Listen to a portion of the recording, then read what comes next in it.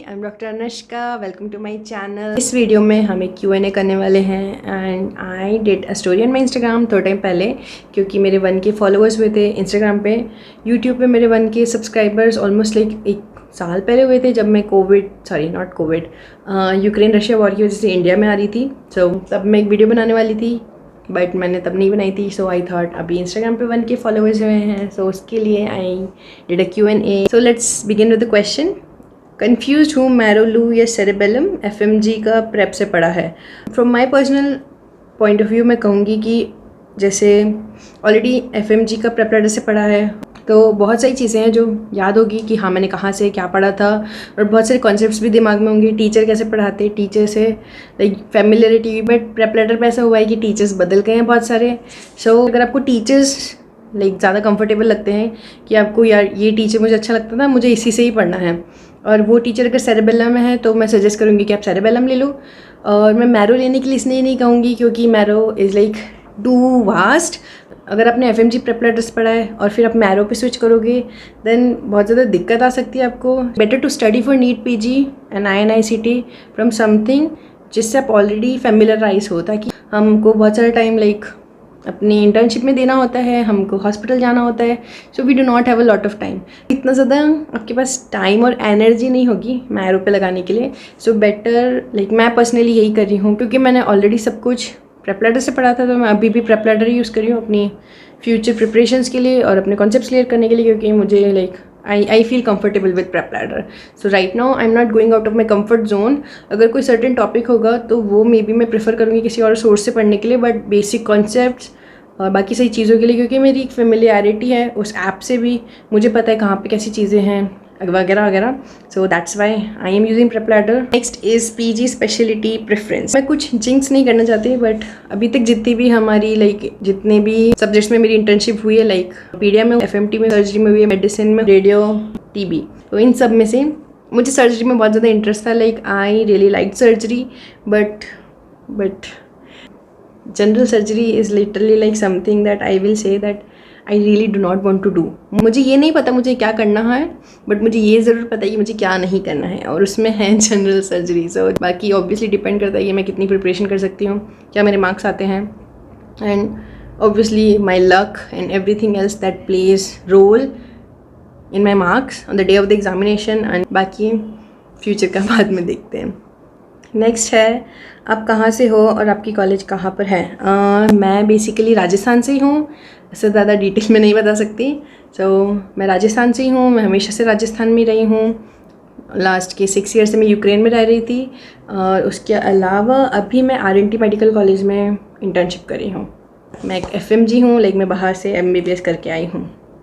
Next है, this is my friends doing some nice comments. तुम इतनी प्यारी कैसे हो? That is one of the sweetest comments. Next is my another friend who is saying would you marry me, which is also nice. And the next one is here any scope in abroad for paramedical students? Seriously I do not know. Paramedical student से मेरा actually contact भी नहीं हुआ है, ना मैं जानती हूँ, and I have no idea. So I really do not know, I am sorry. What you're planning after completing internship? ऐसा है कि मैं सोच रही हूँ कि मैं कोई स्पेशलिटी ही करूँगी। लाइक मुझे लगता है कि पर्सनली कि अगर मैं MBBS कर लेती हूँ और अगर मैंने कोई और जॉब भी लाइक स्टार्ट की, इधर JR और इधर MO, तो उसके बाद भी लाइक मेरा लेवल आई गेस उतना ही रहने वाला है, क्योंकि I will never rise above that level.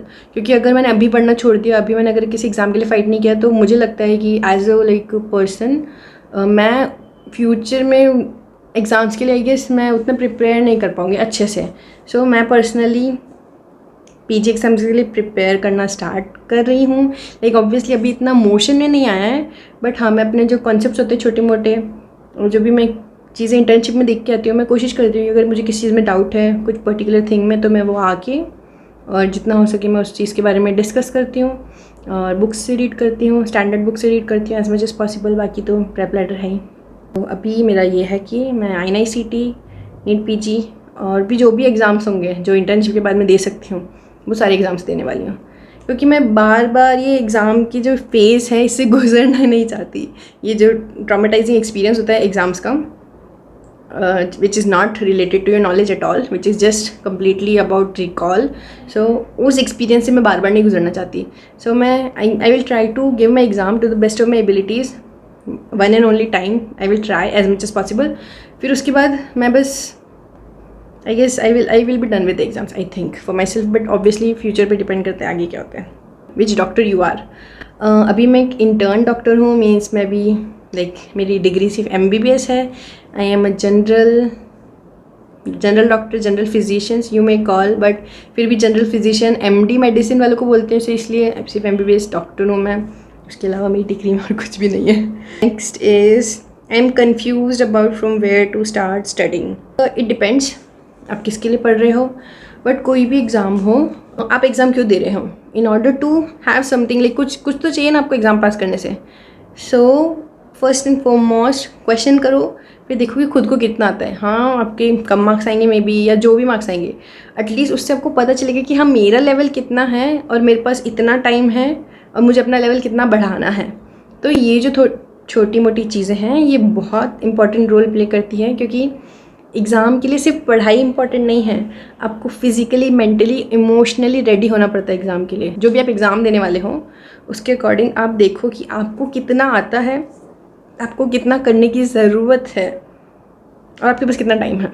सो मैं बोलूँगी ऑब्वियसली कि आप थोड़ा मिक्सचर रख के करो, कि इजी सब्जेक्ट भी लो थोड़े टाइम के लिए और थोड़े टाइम के लिए हार्ड सब्जेक्ट लो, ताकि आपका एटलीस्ट एक मोमेंटम बने पढ़ाई करने का. फिर जब आपका मोमेंटम बन जाए तब आप हार्ड सब्जेक्ट पे फोकस करो, क्योंकि ये जो टाइम है ना अभी वाला, इसमें आप हार्ड सब्जेक्ट पे फोकस कर सकते हो. लास्ट में जब एग्ज़ाम बिल्कुल क्लोज होता है ना, तब आप बहुत ज़्यादा एंक्शियस होते हो, तब आप जो हार्ड सब्जेक्ट होता है ना उस पर इतना ज़्यादा दिमाग नहीं लगा पाते. The next is you didn't even suggest me in private chat, just ignored. मैं बोलूँगी कि there are lot of messages जो आपको लगता है कि आपने सेंड किए हैं पर वो मुझे मिलते नहीं हैं. There is a special section in my Instagram कि वहाँ पे रिक्वेस्ट सेक्शन में चले जाते हैं, और उसके बाद एक हिडन रिक्वेस्ट सेक्शन भी होता है.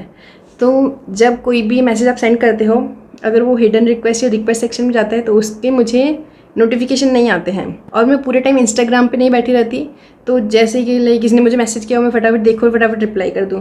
बहुत बार होता है कि मैं कभी 1-2 दिन बाद चलाती हूँ इंस्टाग्राम, कभी मैं 3-4 दिन बाद चलाती हूँ. सो इट रियली डिपेंड्स कि मैं कब इंस्टाग्राम चला रही हूँ. और ज़रूरी नहीं है ना कि मैं इंस्टाग्राम चला रही हूँ तब मैं जाके सबसे पहले अपना मैसेज सेक्शन चेक करो, फिर उसमें हिडन सेक्शन चेक करो, फिर रिक्वेस्ट सेक्शन चेक करो. सो इसीलिए होता है कभी कभी कि हाँ आपको लगता है कि आपने मुझे मैसेज किया, बट ज़रूरी नहीं ना मुझे वो मैसेज मिला हो. सो डो नॉट थिंक कि I am ignoring you. Probably मैंने वो मैसेज नहीं देखा हो. अगर कोई भी मुझे हेलो मैसेज करता है तो मैं उसका रिप्लाई नहीं करती, लिटरली, क्योंकि मुझे नहीं पता ना कि आपको किस टॉपिक पे बात करनी है. मुझे नहीं पता ना कि आप मुझे फालतू में मैसेज कर रहे हो या सीरियसली मैसेज कर रहे हो. तो आपकी जो भी कंसर्न होती है मैं आपसे रिक्वेस्ट करूँगी कि आप मुझे एटलीस्ट लिख के भेज दो, तो एटलीस्ट मुझे पता चलेगा कि हाँ आपकी कोई जेन्युइन कंसर्न है, इसलिए मैं आपको रिप्लाई करूँ. सो प्लीज़ कोई भी मुझे सिर्फ हेलो लिख के मत मैसेज करा करो, बिकॉज मुझे नहीं समझ में आता कि मैं इस चीज़ का रिप्लाई करूँ, नहीं क्या रिप्लाई करूँ. अगर किसी की जेन्युइन कंसर्न होती है तो मैं हमेशा रिप्लाई करती हूँ. सो प्लीज़ अगर आपकी कोई जेन्युइन कंसर्न है, rather than just hello, hi, how are you, etc., then please उसको आप अच्छे से टेक्स्ट में लिख दो ताकि मैं आपको रिप्लाई कर सकूँ. I think you should consider that. Next is how are you. I am really very good, thank you for asking. And how are you. Next है FMG के बारे में कुछ पूछना है, कैन आई DM.